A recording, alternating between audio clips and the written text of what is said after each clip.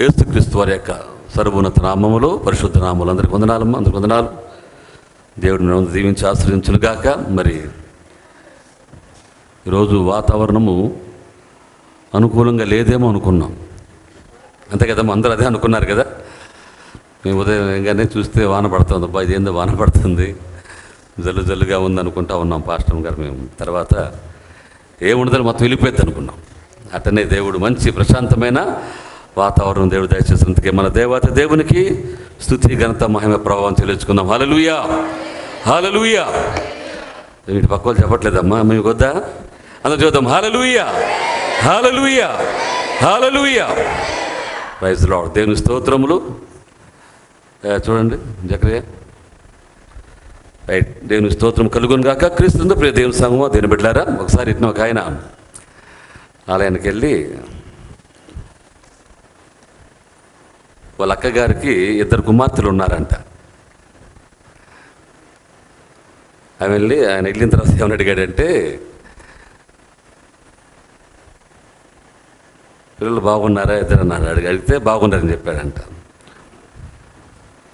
3వ కుమార్తె ఎట్టుందని అడిగాడంట. అడిగామ్మా 2 ఆయనకి, వాళ్ళ అక్కకి. 3వ కుమార్తె ఎట్లుందని అడిగాడంట. ఎవరికి అర్థం కాలేదా? అయిపోయినాక నవ్వుతారు. సరే అయితే ఇప్పుడు గతండి. దేవుని స్తోత్రం, హల్లెలూయా. దేవుని వాక్యం చదువుకుందాం మనందరం కూడా. ఈ దినాల్లో ఇదంతా కూడా ఒక పండుగ వాతావరణం. ఏం చెప్పండమ్మా, ఏం పండుగ? క్రిస్మస్ పండుగ. అవునా? మొన్న 25 నుంచి మనకు పండుగలు ప్రారంభమైనవి. మన హామనా ఉమ్మన్స్ వారు చక్కగా కార్యం జరిగించారు. దేవునికి మహిమ కలుగును గాక. మరి అక్క హంసవతి మేరక్క గారు చక్కటి దివ్యమైన వాక్యంతో బలపరిచారు. మరి అక్కగారికి మాకు ఉన్న సంబంధం చాలా ఆత్మీయమైంది. చాలా రోజుల తర్వాత మళ్ళీ అక్కని కలిసి ఏ విధంగా ఉండటం అనేది మాకు కూడా ఆనందం కలిగించింది. ఏదేమైనా కానీ దేవుడు ఆ దినమున మరి చక్కటి వర్తమానము తన దాసరాల ద్వారా అందించినందుకే దేవునికి మహిమ కలుగునుగాక. ఆ విధంగా ఆ దినముతో మరి క్రిస్మస్ కార్యక్రమాలన్నీ కూడా స్టార్ట్ అయినవి. మరి క్రిస్మస్ అంటేనే ఒక వెలుగుల పండగ. ఏందమ్మా చెప్పండి? వెలుగులు ఎక్కడ చూసినా సరే వెలుగు కాంతి అంతా కూడా విరుచుంపుతూ ఉంటుంది. ఎక్కడ చూసినా అనేక ప్రాంతాల్లో అనేక చోట్ల మరి స్టార్లు పెట్టుకోవటం, లేదా ఇంటికి కరెంట్ వేసుకోవటం, కొత్త కొత్త వెలుగులతో అందరికీ సంతోషాన్ని తెచ్చేది క్రిస్మస్ అంటే. మనకు కూడా మన 25 నుంచి మాకు 2 నెలల ముందే ప్రారంభమైంది. తమ్ముడు పరాక్రమం చక్కగా అన్నీ డెకరేషన్ చేస్తూ అన్నీ అలంకరిస్తూ సంతోషాన్ని మరి ఈ విధంగా తీసుకొని వస్తున్నాడు. బట్ ఏదేమైనా కానీ ఇట్లా క్రిస్మస్ అంటేనే ఒక వెలుగులతో నిండింది, ఒక ప్రశాంతమైనటువంటి వాతావరణంలో అందరికీ సంతోషం. చూడండి, ప్రపంచమంతా కూడా చేసుకునే పండగ ఇది. ఏమా ఒక దేశానికి చెందిందా ఇదేమన్నా చెప్పండి? కాదు కదా. ప్రపంచమంతా కూడా భూమి మీద ఉన్నటువంటి ప్రతి మనిషి దీన్ని చూసి ఆనందించే పండుగ ఈ క్రిస్మస్. క్రిస్మస్ అంటే నథింగ్ బట్ ఏంటంటే దేవుడు మానవుడిగా, బాగా గుర్తుపెట్టుకొని, దేవుడు మానవుడిగా ఉంటూనే, దేవుడు దేవుడిగా ఉంటూనే, మీకు అర్థమవుతుంది అందరికీ, దేవుడు దేవుడిగా ఉంటూనే ఆయన మానవుల కోసం వచ్చాడు. తెలుస్తుందమ్మా? దేవుడు దేవుడిగా ఉంటూనే మానవుడిగా ఈ లోకానికి దిగి వచ్చాడు. ఎందుకంటే తిరిగి పడిపోయిన మానవుడిని లేపి సజీవంగా ఉంచడానికి. హల్లెలూయా. That is Christmas. అదే nothing, Christmas is nothing but reincarnation of a mankind. తిరిగి మానవుణ్ణి దేవుని యొక్క అవతారంలోకి, నేను మొన్న చెప్పాను ఇక్కడ ఆల్ నైట్ ప్రేయర్లో కదా, అవతార్ అంటే ఆయన అవతారం ఎత్తటం. ఏం అవతారం అంటే మానవుని అవతారమే కదా. పశుబాలుడిగా ఈ లోకంలోనికి జన్మించి మళ్ళీ మానవులతో సత్సంబంధాన్ని కలిగి జీవించడమే క్రిస్మస్ అంటే. దేవుడు దేవుడిగా ఉంటూనే, దేవుడు దేవుడిగా ఉంటేనే మానవుడిగా మారిపోయాడు ఆయన. కారణం ఏంటంటే మళ్ళీ తిరిగి మానవులతో సంబంధం ఏర్పరచుకోవటానికి. ఎందుకు దేవుడు మానవులతో సంబంధం ఏర్పరచుకోవాలి చెప్పండి అమ్మా? మీకు ఎవరికి అర్థమైందా? ఆయన బిడ్డలు కనుక చెప్పాలా? ఆయన ప్రేమించాడు. ఇంకా ఎవరు చెప్తారా? ఆయన స్వరూపంలో ఆయన పోలికలో చేయబడ్డాం. హల్లెలూయా. అందరూ చెప్పండి, ఆయన పోలిక, ఆయన స్వరూపము. అమ్మా అర్థమైంది? వెనకాల ఉన్నమ్మా బాగా గోడ కనుక కూర్చున్నారా? దేవుని వాక్యం ఉంది. దేవుని స్తోత్రం, హల్లెలూయా. పోలిక వేరు, స్వరూపం వేరు. అందుకని దేవుడు మనుషులందరి కోసం వచ్చాడు. ఆయన పోలిక అంటే బిడ్డ పుడితే అట్టు చెప్పండి, అబ్బా అంతా నాన్న పోలిక లాగా ఉన్నాడే, లేకపోతే ఆ ముక్కు అంత వాళ్ళ నాన్నలాగా ఉంది, చెవులు అంత వాళ్ళ అమ్మలాగా ఉన్నాయి అంతేననేది. దట్ ఈస్ కాల్డ్ పోలిక కదండి, అది పోలిక. స్వరూపం అంటే ఆ తల్లికి తండ్రికి ఉన్న గుణగణములు, ప్రేమ, సమాధానము, సంతోషము కదమ్మా, ఇవన్నీ కూడా ఇది స్వరూపం అన్నమాట. యేసు ప్రభులో ఏదైతే స్వరూపాలు ఉన్నాయో దేవుళ్ళు ఉన్నాయి కదా, ఆయన అన్ని స్వరూపాలు కదా, దీర్ఘశాంతము, ప్రేమ, దయాళుత్వము, మంచితనము, తర్వాత ఇంకేమని చెప్పండి అమ్మా. ఇవన్నీ కూడా ఇది స్వరూపం, దేవుని స్వరూపము మనిషిలో దేవుడు పెట్టి ఎప్పుడంటే ఆయన మనిషిగా మట్టితోంచి చేశాడు, అవునా? మట్టిలోంచి కదా చేసింది మనుషులందరినీ కూడా. చేయటం వరకే కాకుండా జీవాత్మను వాళ్ళు పంపించాడు. దేవుని స్తోత్రం, హల్లెలూయా. అందుకనే మనుషుడు జీవించు ఆత్మ రెండు మిళితమై ఉన్నాయి ఇక్కడ. అందుకే రెండు మిళితమై ఉన్నాయి ఇక్కడ. ఈ దేహముతో దేవుని మహిమపరచాలి, దేవునికి మన కీర్తి ఖ్యాతులు తేవాలి, ఆత్మతో దేవుని మనం మహిమపరచాలి. అందుకనే పోలిక, స్వరూపము రెండు ఉన్నాయి. కాబట్టి దేవుడు మళ్ళీ మానవుడిగా, అంటే దేవుడిగా ఉంటూనే, దేవుడిగా ఆకాశంలో పరలోకం ఆయన ఎక్కడైతే మూడు ఆకాశంలో ఉంటాడో అక్కడ ఉంటూనే ఆయన యొక్క దైవత్వాన్ని భూమిలో తీసుకొచ్చాడు. హల్లెలూయా. ఇంత గొప్ప దేవుడు ప్రపంచంలో ఎక్కడ చూడగలము చెప్పండి? ఎక్కడే మనం చూడగలమా? చూడలేము, చూడబోము కూడా. ఎందుకంటే అది దేవునికి ఒక్కనికే సాధ్యము.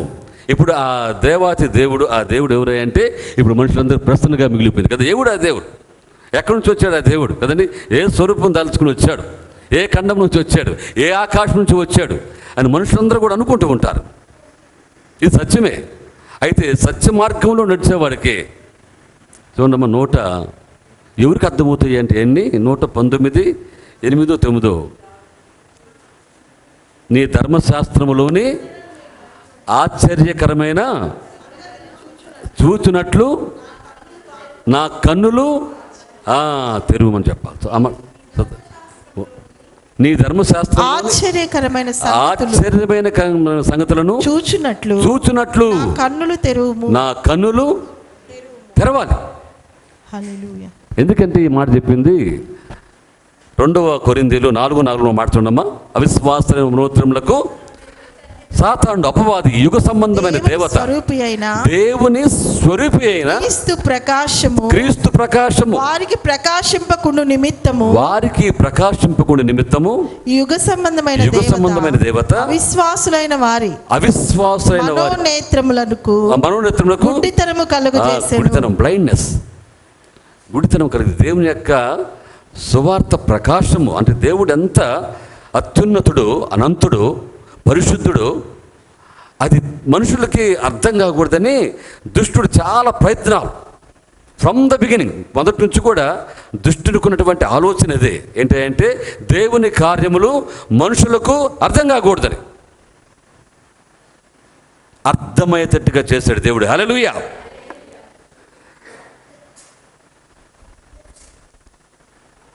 దేవుడు తన ప్రేమను చూపించకపోతే ఎంత ప్రేమ అంటే కదా, దేవుడికి ఎంత ప్రేమ. 3:16 ఉంది యోహాను చదవనమ్మా. దేవుడు లోకమును, ఇది ఇక్కడే రాయబడింది, ఎంతో ప్రేమించాను కాగా ఆయన తన అద్వితీయ కుమారునిగా పుట్టిన వాని యందు విశ్వాసముంచు ప్రతివాడు నశింపక నిత్య జీవం పొందినట్లు ఆయన అనుగ్రహించింది. ఎంత ప్రేమ అండి దేవుడికి. ఇంత ప్రేమ గల దేవుడు ప్రపంచంలో మనం ఎక్కడ చూడగలమా? ఆలోచించండి. ఈ దేవుడే ఈ లోకానికి వచ్చేటువంటి ఈ యొక్క దినములు క్రిస్మస్ అన్నమాట. ఈ క్రిస్మస్ పండుగ మనం ఆచరిస్తూ ఉన్నాం. నేనే చెప్తాను, పండుగ కాదు మనం చేయాల్సింది కదమ్మా. పండుగ చేయాలి, కానీ ఈ పండుగల్లో మనం తేవాల్సిన మహిమ ఎవరికంటే దేవునికి. నేను అదే చెప్పాను, నీ క్రియ ద్వారా, నీ ప్రవర్తన ద్వారా నువ్వు దేవునికి మహిమ తెచ్చేవానిగా, మహిమ తెచ్చేదానికి లోకంలో మనం జీవించాలి. అది దేవుడు మనం కోరుకుంటుంది. క్రిస్మస్ అని చెప్పి మనం ఇంటికి రంగులు వేసుకోవటం, ఒంటికి బట్టలు వేసుకోవటము, మంచి మంచి వంటకాలు, తప్పు ఏమి లేదు కదండి. శుభ్రంగా తినవచ్చు కదమ్మా, మంచిగా బట్టలు వేసుకోవచ్చు కదండి, అన్నీ కూడా చేసుకోవాలి. అయితే ప్రాముఖ్యమైనది, ద వైటల్ థింగ్ అంటే ప్రాముఖ్యమైనది ఏంటంటే దేవునికి మహిమకరంగా జీవించడమే దేవుడు మనల్ని కోరుకుంటుంది. హల్లెలూయా. కాబట్టి ఈ క్రిస్మస్ ఎందుకు మనం చేయాలి, అయితే క్రిస్మస్లో దేవుడు ఎందుకు తీసుకుని వచ్చాడు అనేది మనం గమనించుకుంటే చూడండి. దీనికి వాక్య భాగంలో కొన్ని మాటలు ఉన్నాయి. క్రిస్మస్లో మనం ఎందుకు వచ్చాడు దేవుడు అంటే, మనుష్య కుమారుడు లోకానికి రావటం గల కారణము పాపముల నుండి విడిపించడానికి. ఇది ఒకటి మనం ప్రత్యేకంగా గుర్తుపెట్టుకోవాలా. మనిషికి దగ్గరికి పోయి నీలో పాపం ఉంది, నీలో దోషం ఉంది చెబితే మనిషి ఏమంటారు చెప్తాడమ్మా? ఎవరిని అడగండి, నాలో పాపం ఉందా, నువ్వు చూసావా కదా? మనుషుడు అడిగే ప్రశ్న ఇది. అయితే ఒకటి, మనుషులో పాపము ఎప్పటి నుంచి ఉందాయి అంటే ఫ్రమ్ ద జనరేషన్స్ కదా. ఎప్పుడైతే మన ఆది మానవులు, మన ప్రతి ఆదామవులు పాపం చేశారో అప్పటి నుంచి ఈ పాపం మనుషులో రూలింగ్ రైన్ అంటే వెళ్తుందన్నమాట. మనుషులు నువ్వు చూసినా నువ్వు చూడకపోయినా ఈ పాపంను నీలో అది జీవిస్తూ ఉంది. దీన్ని తీసివేయటానికే దేవుడు ఒక మహత్తరమైన ప్రణాళిక వేశాడు. చూడండి, దీని వాక్యం చదువుకుందామా? మత్తయి సువార్త 1:20 చదువు దయచేసి. ఈ నెలంతా కూడా క్రిస్మస్ వాక్యాలు మనం అక్కడక్కడ మనం చదువుకుంటాం.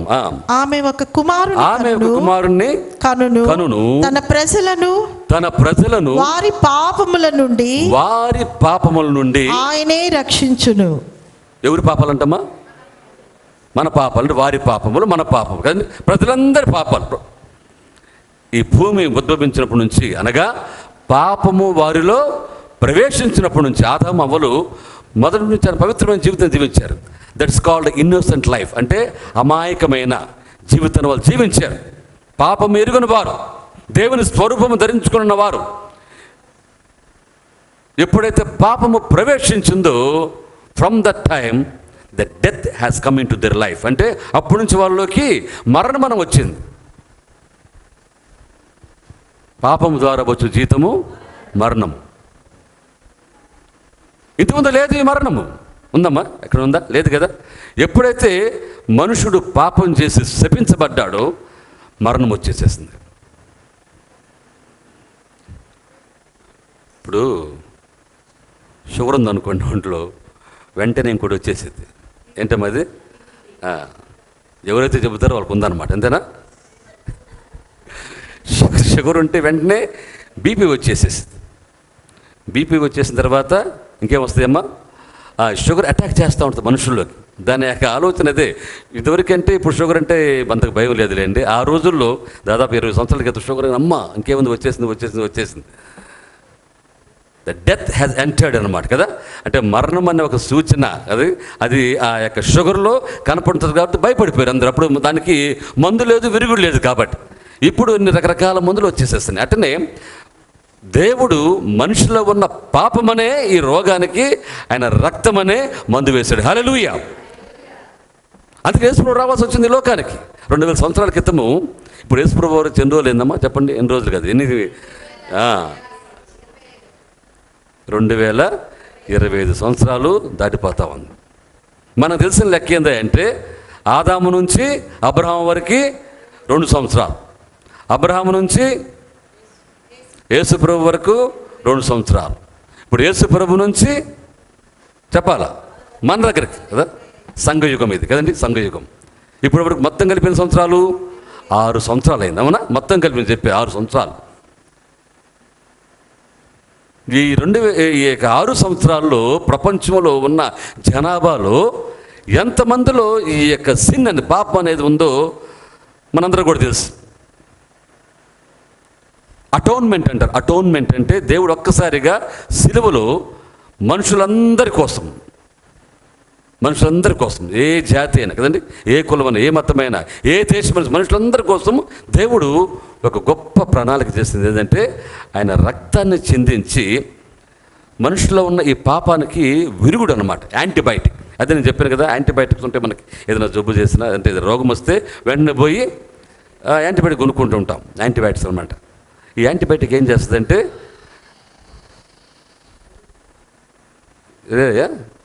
నేను అందుకే ఇందా చెప్పింది చక్కని నీకు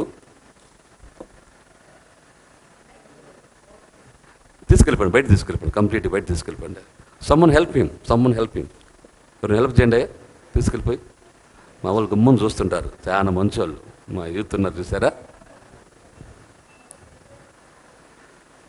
సాయతాండి ఎట్లా వస్తూ ఉంటాడు, మనం గమనించుకుంటుండే. అలా ఆ గదిలో పెట్టి తాళం వేసేయండి, బయట రానికుండా సరిపోయింది. ఏం చేస్తా, దుష్టుల్లో ఉన్నాడు కాబట్టి. ఉదయాన్నే అబ్బాయి వేడి టీ దాగి వచ్చాడు పాపం బయట. దేవుని స్తోత్రం. హల్లెలూయా, హల్లెలూయా, హల్లెలూయా. కాబట్టి తన ప్రజలను వారి పాపములు, మన పాపాలే కదండి, వారి పాపం నుండి ఆయనే విడిపించును. దీనికి ఒక ఉదాహరణ చెప్పేదా, నేను చాలాసార్లు చెప్పే ఉంటాను. ఇప్పుడు మనం మెడికల్ షాప్కి వెళ్ళి మందు కొనుక్కుంటాం కదమ్మా. చాలా అంటే టెర్రామైసిన్ ఉంటుంది, తెలుసా మీకు? డాక్టర్స్ ఉన్నారు ఇక్కడ, పామిడి ఉన్నారు. టెర్రామైసిన్ అంటే నా పాపమే అని అర్థమైంది మీకు? జెర్రామైసిన్ ఉంది. టెర్రామైసిన్ మైసిన్ అంటే నా పాపాలకి, నా రోగాలకు మందు అని ఎవరు అడుగుతున్నాం పోయి మనం? మెడికల్ షాప్ని అడుగుతున్నాం కదా. మెడికల్ డాక్టర్ రాస్తాడు కదా, డాక్టర్ రాస్తే అది తీసుకెళ్ళి అడుగుతుంది, ఇక మైసిన్ కదా, నేను చేసిన పాపాలకి నాకు మందు అని. అట్లా ప్రపంచం అంతా చేసిన పాపానికి దేవుడు మంది చేశాడు కదండి. యేసు రక్తం, హల్లెలూయా.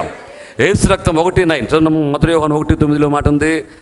మన యేసు రక్తము ప్రతి పాపముల నుండి పవిత్రునిగా చేయను, హల్లెలూయా.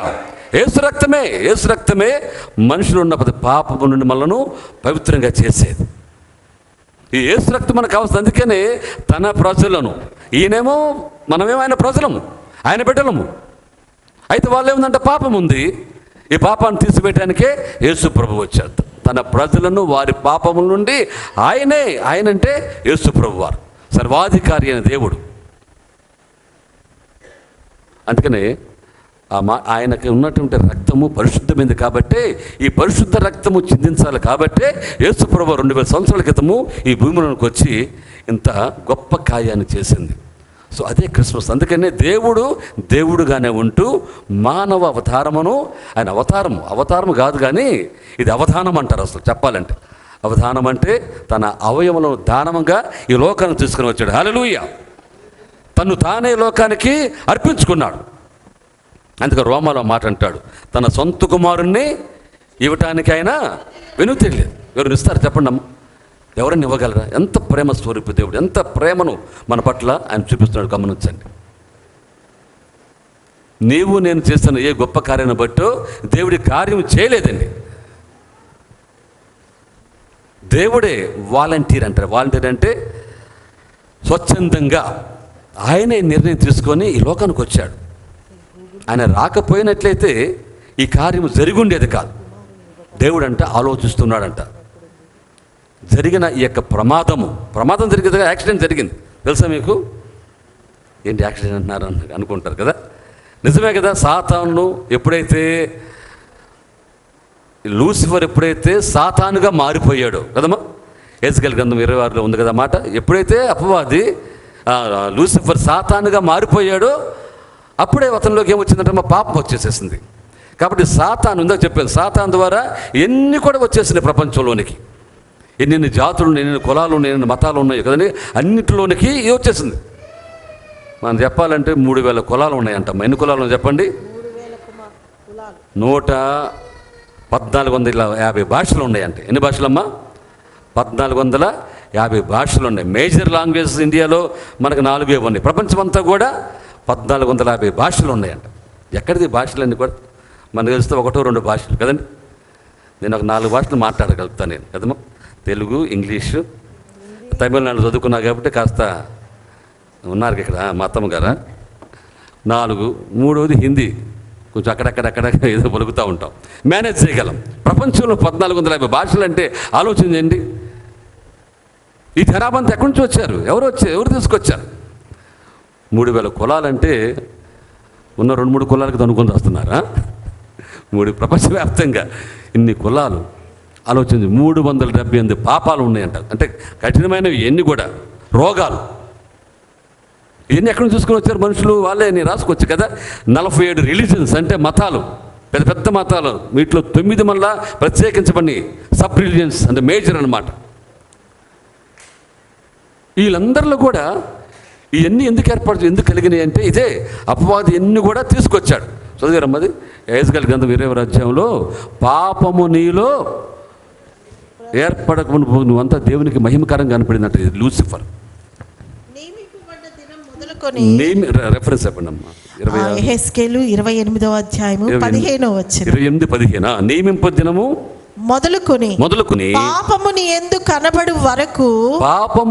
కనబడు వరకు ప్రవర్తన విషయములో నీవు యథార్థవంతుడిగా ఉంటివి. అయితే నీకు కలిగిన విస్తారమైన వర్తకము చేత లోపల నీవు అన్యాయము పెంచుకొని పాపము చేయించు వచ్చితివి గనుక దేవుని పర్వతం మీద నీవు ఉండకుండా నేను నిన్ను అపవిత్రపరిచితిని. చూసారండి, దేవుని పర్వతం, దేవుడు ఉండే చోటు నెక్స్ట్ సీట్ అనమాట. లూసిఫర్ ఒకప్పుడు అంత స్థానం ఇచ్చాడు దేవుడు. అయితే పాపము లోపల పెంచుకుంది. వర్తకము అంటే ఇప్పుడు మీకేం చెప్పాలంటే యెహోవా దేవుడు కదండి మొదట్లో, తర్వాత ఇక దూతలను దేవుడు సృష్టించుకున్నాడు. మొట్టమొదటిగా ఆయన ఒక్కడే ఉన్నాడు. మనం చాలాసార్లు వాక్యం చదువుకున్నాం, 1 తిమోతి 6:16 కదా. అమరత్వము కలిగి ఆయన ఒక్కడే వసించుతూ ఉన్న దేవుడు. That is the primary position are status of God. దేవుడు అక్కడే ఉండేవాడు. ఆయన 3 ఆకాశం కానీ ఎక్కడైనా కానీ అక్కడే ఆయన ఉండేవాడు. సమీపింపరాని తేజస్సులో ఆయన మాత్రమే వసించుచు అమరత్వము గలవాడై ఉన్నాడు. మనుషుల్లో ఎవడును ఆయన్ని చూడలేదు, ఎవడును చూడనేరడు.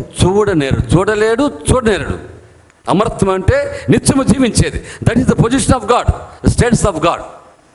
అది దేవుడు ఉండే ప్రదేశం. అందరికి అర్థమవుతుందా? దేవుని స్తోత్రం కలుగుగా. హల్లెలూయా. అది దేవుడి పొజిషన్. ఆయన చాలామంది అడుగుతారు, దేవుడు అసలు ఎక్కడి నుంచి వచ్చాడండి, ఆయన ఎవరు కలుగు చేస్తాడు, ఆయన ఎవరు కలుగు చేస్తే ఆయన దేవుడు అవుతాడా? చెప్పండి అమ్మా, కాదు కదా. మన హోల్ నైట్లో నేను చెప్పాను, మనకి చాలా స్టార్స్ ఉన్నారు కదా, సుప్రీం స్టారు, మెగా స్టార్. ఇంకా ఒక ఆయన చెప్పాడు, పాస్టర్ గారు ఏం చెప్తారంటమ్మా, పవర్ స్టార్ అంట. వీళ్ళందరూ స్టార్లు కదండి. వీళ్ళందరికీ సృష్టికర్తలు ఉంటారు కదా, క్రియేటర్స్ ఉంటారు.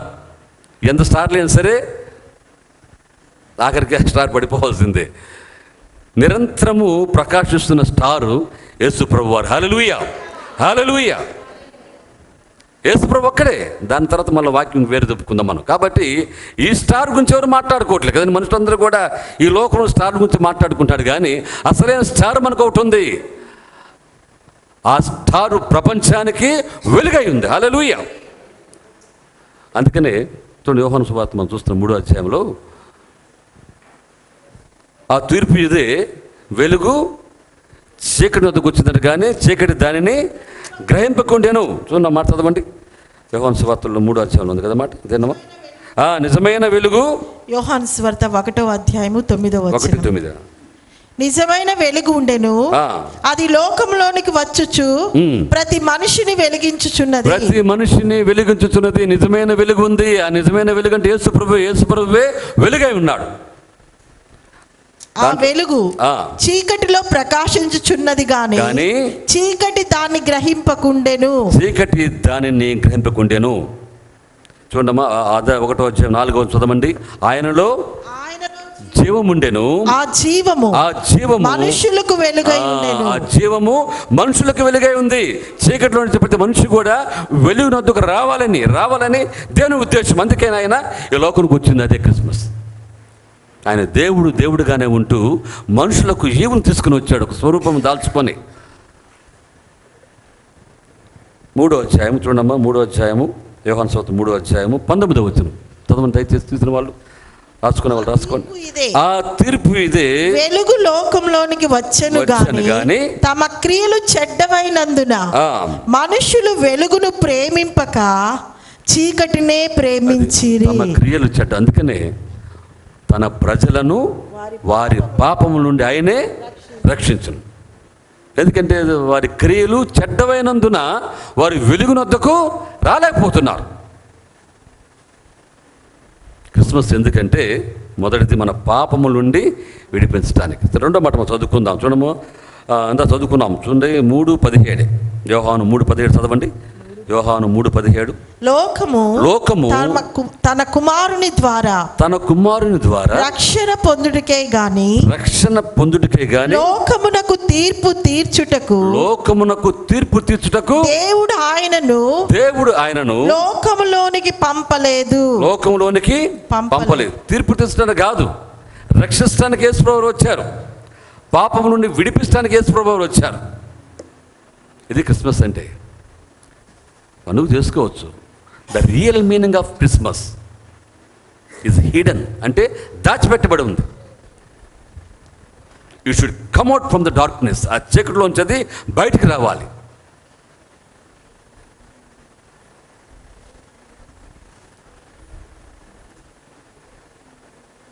బిల్లీ గ్రహం గారు ఒకసారి ఒక మాట చెప్పాడు.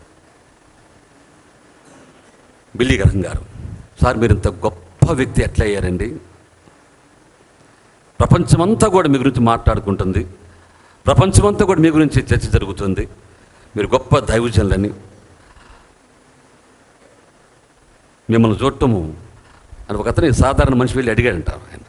అప్పుడు ఆయన చెప్పాడంట, అయ్యా నేను గొప్ప దైవజనుడిగా ఉన్నానో లేదో అది పక్కన పెట్టండి, నా మట్టుకు నేను అనుకుంటుంది ఏంటంటే ఈ దీనుడు, ఈ దీన శరీరం ధరించుకున్న ఈ మనుషుడు ప్రభు పాదముల దగ్గర, అంటే ఆయన సిలువ చెంత మోకరించి ప్రార్థన చేయకపోతే నాకు పరలోకం లేదనండి. హల్లెలూయా. నేను ఎంత గొప్ప మనుషులు అనుకోనియండి, అయితే నేను సిలువ చెంత మోకరించి నా పాపములకు నేను క్షమాపణ పొందుకోకపోతే నేను దేవుని యొక్క రాజ్యంలో ప్రవేశించలేను అని ఇప్పటి రోజు కూడా ఆయన భయపడుతూ ఉంటాడంట. ఎంత పెద్ద ప్రసంగికుడు అమ్మా చెప్పండి, ఎంత పెద్ద ప్రసంగికుడు ఆలోచన చేయండి. ఆయన చూడటానికే మనుషులకి అసలు అవకాశం ఉండదు. ఆయన ఏమన్నాడంటే, పరలోకంలో నాకు స్థానము కావాలంటే నేను దీనుడినై తగ్గించుకొని ప్రతిరోజు కూడా ఈ సిలువ చెంత మోకరించి ప్రార్థించేయాలి. దేవుని స్తోత్రం. హల్లెలూయా. ప్రియ దేవుని బిడ్డలారా గమనించుకుందాం. ప్రియ దేవుని సంగమా, దేవుడు మనతో మాట్లాడుతున్న మాటలు సంఘము జాగ్రత్తగా ఆలకించాలి. ఇక్కడ చెబుతున్న మాట ఏంటంటే, మొదటిగా మనం చదువుకున్నాం 1:21, తన ప్రజలను వారి పాపం నుండి ఆయనే రక్షించును. తర్వాత ఆయన ఈ లోకానికి వచ్చింది ఎందుకంటే తీర్పు తీర్చడానికి కాదు, మనుషులకు రక్షణ ఇవ్వటానికి. అంతే కదమ్మా, శిక్షించడానికి కాదు కదా, రక్షించడానికే. ఈ లోకమేమో దుష్ట శిక్షణ, శిష్ట రక్షణ. అంటే శిక్షలనేమో రక్షించాలి, దుష్టులనేమో శిక్షించాలి. శిక్షించాలా, శిక్షించాలి, ఏదన్నా కానీ దేవుడు అట్ట కాదు కదా. కొంతమంది దేవుళ్ళకైనా ఒక ఏమంటారమ్మా, ఒక బౌండరీ ఉంది. ఇప్పుడు శ్రీకృష్ణుడు శిశుబాలుని ఎన్ని తప్పులు దండించాడమ్మా? చెప్పాలి, మీరు చెప్పాలమ్మా. 199 100 తప్పులు చూపించిన తర్వాత చేశాడు ఇంకా. మరి మీకు అర్థమవుతుందా? ఇది దాంట్లో ఉంటుందిలే అమ్మ, దేంట్లో ఉంటుంది మరి? భారతంలోనూ భగవద్గీతలోనూ రాయబడి ఉంటుందా? దాంట్లో ఆ దేవుడు ఒక ఆయన్ని క్షమిస్తా ఉన్నాడంట. ఎన్ని తప్పులు? 100 తప్పులు. మనకు తెలిసిందంటే ఈయన ఒక్కలు నవ్వుతూ ఉంటుంటాడు. 100 ఒక్కలు అయిపోయిన తర్వాత ఏదో నాకు కత్తి అన్నాడంట. చక్రం కదా, వెళ్ళిపోయానా? అది దేవుళ్ళకు కూడా కొంత ఇది ఉందన్నమాట. అయితే యేసు ప్రభుకి ఏమన్నా హద్దులు ఉన్నాయమ్మా చెప్పండి? ఏమన్నా నియమం ఉందా? ఏదీ లేదు. మరి అంటే దేవుడు ఆఖరికి నరకాగ్నికి పోయేదాకా కూడా దేవుడు మనిషి కోసం చూస్తుంటాడు. హల్లెలూయా, హల్లెలూయా. ఇప్పటికైనా సరే దేవుడు మనుషులు దేని వైపు తిరుగుతారేమోనని. అందుకని మాట ఉంది కదా, రానులని వారి వైపు దినమెల్లా అంటే అర్థమైంది. ఒకరోజు దేంతో సమానం? 1000 దినాలతో సమానం. దేవుని స్తోత్రం. హల్లెలూయా. అందుకని దేవుడు ప్రతిరోజు కూడా లోబడనొల్లని ప్రజలను చూసారా, వారి కోసం దేవుడు ఎదురు చూస్తూ ఉంటాడు. నా బిడ్డ నా దగ్గరికి వస్తుందేమోనని. క్రీస్తుని ప్రతి మనం గమనించుకుందాం. లోకాన్ని దేవుడు తీర్పు తెచ్చి శిక్షించడానికి కాదండి, రక్షించడానికి వచ్చిన దేవుడు. అందుకనే ఆయన లోక రక్షకుడు అని పేరు పెట్టి, లోకానికి రక్షకుడు ఆయన. ఎందుకంటే దేవుడు లోకాన్ని కలుగు చేసుకున్నాడు కాబట్టి, నేను తన స్వరూపంలో తన పోలికలో దేవుడు చేసుకున్నాడు కాబట్టి నువ్వు నరకంలోనికి పోవటము, నిత్యాజ్ఞలోనికి పోగటము, అగాధంలోనికి పోవటం దేవునికి ఏమాత్రము ఇష్టం లేనే లేదు. అందుకనే ఆయన ఎంత ప్రేమ చూపించాలో అంత ప్రేమ చూపిస్తూనే ఉన్నాడు. మరి నీ వంతు ఏంటి చెప్పండి? నీ వంతు ఏంటి? మనం ఎలా జీవిస్తున్నాం? దేవునికి ప్రియమైన వాళ్ళగా మనం ఉంటున్నామా? ఆలోచించండి. 3వ మాట చూడండి దయచేసి. లూకా సువార్త 4:18. లూకా సువార్త 4:18 మాట చదువుకుందాం. ఇంక 2 వచనాలు ఉన్నాయి, అది చదువుకుని మనం ముగిసేసుకుందాం. చదవండి. లూకా సువార్త. ప్రభు ఆత్మ నా మీద ఉన్నది, బీదలకు సువార్త ప్రకటించుటకై ఆయన నన్ను అభిషేకించెను. చెరలోనున్న వారికి విడుదలను, ఇది గమనించుకోండమ్మా, చెరలోనున్న వారికి విడుదలను, గ్రుడ్డి వారికి చూపును కలుగునని ప్రకటించుటకును, నలిగిన వారిని విడిపించుటకును, ప్రభు హితవచనం ప్రకటించుటకును ఆయన నన్ను పంపి ఉన్నాడు. యేసు ప్రభు వారి లోకానికి రావడానికి కారణం ఏంటంటే దీనికోసం. ఏంటంటమ్మా, 1 చెరలో ఉన్న విడుదల, 2 గుడ్డి వారికి చూపు, నలిగిన వారికి విడుదల, విడిపించటం. దేవుడు ఆ బాధ్యత నీ మీద, నా మీద, మనందరి మీద కూడా దేవుడు ఆ బాధ్యతను ఉంచాడండి. నీ కన్నులు తెరవబడినవి, ఇతర కన్నులు కూడా తెరిచే విధంగా. అంటే ఆ వెలుగు, క్రీస్తు వెలుగు నీలోకి వచ్చింది కాబట్టి వెలుగును ఇతరులకు కూడా అందించాలి. That is Christmas. ఆఖరి మాట చదువుకొని చూడమ్మా, 8:12 చూడమ్మా. యోహాను 8:12 చదువుకొని ముగించుకుందాం. యోహాను సువార్త 8:12 వచ్చిన చూడండి. మరలా యేసు, నేను లోకమునకు వెలుగును, నన్ను వెంబడించువాడు చీకటిలో నడువక జీవపు వెలుగు కలిగి ఉండునని వారితో చెప్పాను. నన్ను వెంబడించేవాడు ఎట్లుంటాడంటమ్మా, జీవపు వెలుగు. చీకట్లో ఉండరు. యేసుప్రభువు వచ్చింది అందుకనే. చీకట్లో అంధత్వంలో ఉన్నటువంటి ఈ లోకాన్ని బాగు చేయడానికి యేసుప్రభువు వచ్చాడు. అందుకే అంటారు, ఒక హైందవుడు, ఒక భారతీయుడు దేవునికి ప్రార్థన చేస్తున్నాడు. ఏమని? అసతోమా, చెప్పండి, సమతోమా జ్యోతిర్గమయ్య మృత్యోమ్మ అమ్మమ్మ ఏమది చెప్పాలా, మృత్యోన్మ అమృతమయ్య సదయ ప్రియ ఏసయ్య. శాంతి శాంతి శాంతి. అసతోమ స్వర్గమయ్య అంటే, అయ్యా మేము అసత్యంలో ఉన్నాము, సత్యం అంటే మాకు తెలియట్లేదు ఏంటి లోకంలో అని దేవతలకు పూజించే అందరికీ ఎక్కాము కదండి, పలహారాలు ఎప్పించాము, పీఠాలు ఎక్కాము, గోపురాలు ఎక్కాము, కొండలు ఎక్కాము. అయితే సత్యం అనేది మాకు ఎక్కడ కనపడలేదు. మాకు సత్యం మార్గంగా ఉండి ప్రభు అని ప్రార్థన చేస్తాం. అందుకే యేసు ప్రభు, నేనే మార్గమును సత్యమును. ఒక ఆయన అడిగాడు అధికారి, సత్యం అనగానేమి? ఎవరు చెప్పండి? పిలాతు అన్నాడు. ఆయన ఎక్కడైతే నిలబడి ఆ మాట అన్నాడో ఆ తోటి ఇంకక్కడే ఉందమ్మా. దేని స్తోత్రం, హల్లెలూయా. ఇదిగో ఈ మనుషుడు కదండి, యేసు ప్రభుని కట్టేసి తీసుకొచ్చారు. శిక్షించే ముందు పిలాతు చూశారు, బాధపడ్డాడు పాపం. మనుషులను అడిగే యూదులందరూ కూడా వచ్చారు. అది పెద్ద సభ. అది అక్కడ రాళ్ళు నడిచిన ప్రదేశం ఉంది, బైబిల్లో ఉంది కదా, అక్కడే శిక్షించి కొట్టి కొరడాలతో తీసుకుని వచ్చారు. చేతులు మెలదిప్పి భయంకరంగా చేశారంటండి. అక్కడ రాసి ఉంటుంది అంతా కూడా, మాదిరి చూసిందే లేదు, ఎట్ట చేశారనే చిత్రం నిలబెడితే అప్పుడు ఆయన పిలాతు ఆయనతో చూశాడు. చూడంగానే దేవుళ్ళు ఆ దైవత్వం కనపడి, ఎందుకంటే ఏమన్నాడు, ఈయనలో ఏ పాపము లేదు, కనపడలేదు కదయ్యా. Why you want hang him, ఎందుకు మీరు సిలువ అనుకుంటున్నారు? దే డోంట్ నో కదా, మాకు తెలియదయ్యా. ఏం చేశారంటే వాళ్ళు కేకలు వేస్తూ ఉన్నారు. ఆ ప్రదేశం నేటి కూడా ఉంది. ఇదిగో ఈ మనుషుడు. ఆయన అడిగాడు, సత్యం అంటే ఏంటయ్యా అని. నేనేనయ్యా సత్యం అంటే అన్నా కదా. ఐ యామ్ ద ట్రూత్, నేనే సత్యాన్ని. సత్యమేవా జయితే. ఏవా అంటే ఎవరు చెప్తారు? ఏవా ఒక్కడే అని అర్థం. సత్యమేవ అంటే సత్యం అంటే నేనే. సత్యమేవ జయితే, ఆ సత్యము నిన్ను స్వతంత్రులుగా చేయను. యేసుప్రభు సత్యమైన దేవుడు అండి. అందుకని ఆయన సత్యస్వరూపిగా, మత్స్యను డాగేను ఏ లోపమైన లేనిగా, మత్స్యలేని గొర్రెపిల్లగా ఈ లోకానికి వచ్చాడు దేవుడు. మనందరి కోసం వచ్చాడండి. అందుకంటాడు ఆక్రమణ జీవపు వెలుగు కలిగి జీవించాలని చెప్పి యేసుప్రభు వారు ఈ లోకానికి ఆయన మార్గంగా వచ్చాడు. అసతోమ స్వర్గమయ్య, తర్వాత సమతోమ జ్యోతి. సమతోమ అంటే చీకట్లో ఉన్నాం, మాకేం కనపట్లేదు, తౌలాడుకుంటున్నాం. ఇదిగో దేవుడు అని పోయాం, ఆయన ఒక దెబ్బదన్నం ఇటు వచ్చాం మేము కదా. ఈయన దేవుడు అని పోతే ఆయన ఒక దన్యాడయ్యా, ఇటు వచ్చాం మళ్ళీ మేము. సమతోమ జ్యోతిర్గమ, సత్యములోనికి మమ్మల్ని నడిపించును ఆయన. ఏది సత్యం, ఏది చీకటి? దేవుడు మనుషులు పిలుస్తున్నా, వెలుగులోకి రండి అయ్యా, వెలుగులోకి రండి అని ఆయన చెబుతూ ఉంటే మనుషులు రానొల్లక పోతున్నారు. ముర్చోన్న అమృతంగమయ. అయ్యా మేము మరణంలోకి వెళ్ళిపోతున్నాం, మరణపు బంధకాలు ఉండిపోతాం, మరణం మమ్మల్ని లాగేసుకుంటుంది, ఇక ఎన్నటి కూడా మేము జీవంలోకి రాలేమా అని ఒక భక్తుడు ప్రార్థన చేస్తాడు. ఎవరికి చేస్తాడో తెలియదు, ఆయన ప్రార్థన చేస్తున్నాడు. మన దేవుడు మరణ వేదనలు, నరక బాధలను తప్పించిన దేవుడు. హల్లెలూయా. మరణాన్ని ఆయన మృంగివేశాడండి. దేవుని స్తోత్రం. హల్లెలూయా. ఆయన మృత్యుంజయుడై తిరిగి లేచిన దేవుడు యేసు ప్రభువు. ఆలోచించండి, మనకి ఏ దేవుడు కావాలి? మృత్యువున్న అమృతంగమయ. ఈ మృత్యువు నుంచి మమ్మలను కాపాడు దేవా.